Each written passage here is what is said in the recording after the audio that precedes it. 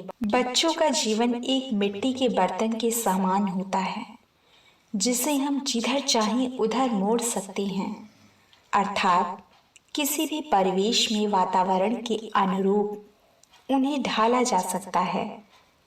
दूसरे शब्दों में कहा जाए तो बच्चों का विकास उनकी परवरिश पर निर्भर करता है।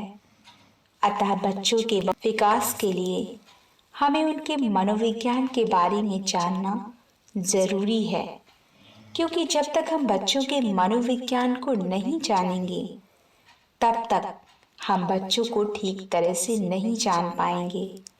आखिर बच्चों का मनोविज्ञान है क्या? क्या कभी आपने इस संदर्भ में विचार किया है कि बच्चों का दिमाग किस दिशा में जा रहा है, या बच्चों को किस प्रकार की परवरिश दी जाए जिससे बच्चा एक ऐसे वातावरण को प्राप्त कर सके जिससे वह अपने जीवन के उद्देश्य को सफलतापूर्वक एवं आसानी से प्राप्त कर सके। बच्चों के मनोविज्ञान को समझना एक अत्यंत कठिन पहेली है। बच्चों की योग्यता एवं निपुणता को पहचानना एवं उसी दिशा में उसका प्रोत्साहन करना एक योग्य संरक्षक का दायित्व होता है। बच्चों के विकास में सबसे अधिक प्रभाव उसके माता पिता का ही होता है। एक मनोविज्ञान के अनुसार माता पिता बच्चे के प्रथम गुरु होते हैं। इसके साथ पारिवारिक वातावरण भी बच्चे के विकास में महत्वपूर्ण भूमिका का निर्वाह करते हैं। माता पिता को अपने बच्चों के प्रति सजग होना चाहिए। माता पिता को चाहिए कि वो बच्चों को छोटी छोटी बातों पर निर्देशित करने के बजाय उन्हें अपने आचरण से संचालित करें। अर्थात हम बच्चों को जो सिखाना चाहते हैं वैसा ही आचरण स्वयं में आत्मसात भी करें। जैसा कि हम प्रायः देखते हैं कि माता पिता घर पर होते हुए भी बच्चों से किसी के आने पर कहला देते हैं मम्मी पापा नहीं हैं। ऐसे व्यवहार को बच्चों के सामने करने से संकोच करें, क्योंकि आगे चलकर बच्चों को भी इसी तरह झूठ बोलने की आदत पड़ सकती है। हम स्वयं बच्चों पर अत्यधिक बंदिशें लगाकर उनके विकास में बाधक हो जाते हैं। अत्यधिक बंदिशों के कारण ही बच्चे अपने विवेक का सही उपयोग नहीं कर पाते, जिससे वे दब्बू प्रवृत्ति के हो जाते हैं। हमें बच्चों को उचित आजादी प्रदान करनी चाहिए, जिससे वे आत्मनिर्भर बन सकें। जैसे गुलाब का एक फूल घर के गमले में लगा हो और दूसरा खुले बगीचे में, तो दोनों की खुशबू में अंतर होगा।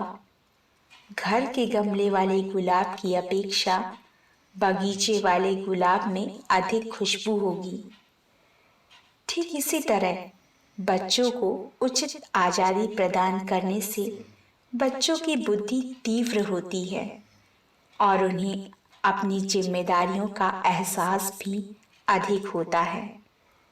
बच्चों के साथ हमें मध्यम वर्गीय बनना चाहिए। अर्थात बच्चों को इतना प्यार ना दें कि वे जिद्दी हो जाएं, और ना ही इतना डांटें कि वो डरने लगें। अक्सर ऐसा देखा गया है कि बच्चों के माता पिता उनसे जरूरत से अधिक अपेक्षा कर बैठते हैं। कुछ माता पिता अपने बच्चों को अच्छे स्कूलों में सिर्फ इसलिए पढ़ाते हैं ताकि उनका बच्चा बड़ा होकर ऑफिसर बने, किंतु शिक्षा का मतलब बच्चों का नैतिक विकास, सामाजिक विकास एवं आध्यात्मिक विकास होना चाहिए। बच्चों की शिक्षा को भौतिकता से ना जोड़ें। भौतिक विकास के लिए बच्चों को पूर्ण रूप से स्वतंत्र छोड़ दें।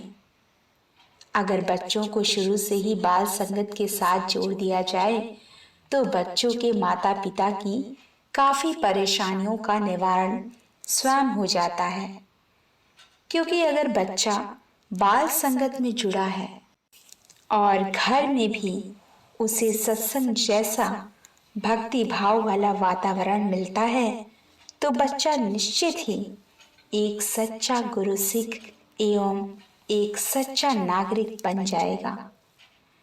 परिवार के नैतिक मूल्य अगर उच्च कोटि के हों तो बच्चों का विकास भी उच्च कोटि का ही होता है।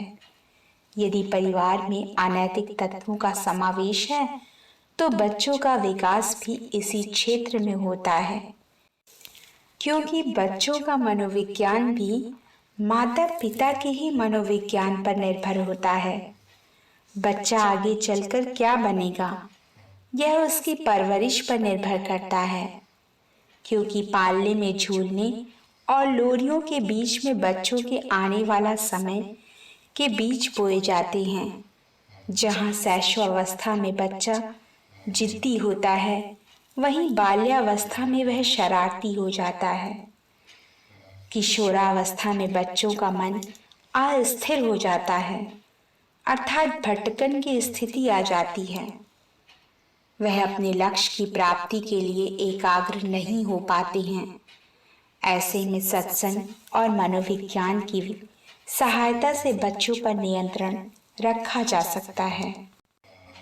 लेकिन हाँ, अगर माता पिता को बच्चों के मनोविज्ञान के बारे में पूर्ण रूप से जानकारी हो तो वे अपने बच्चों की सारी परेशानियों का निवारण स्वयं कर लेंगे।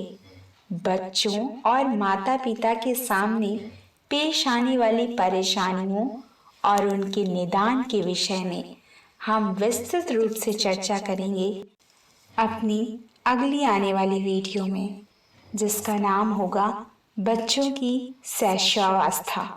तब तक के लिए धन्यवाद जी। हंसते रहिए, मुस्कुराते रहिए।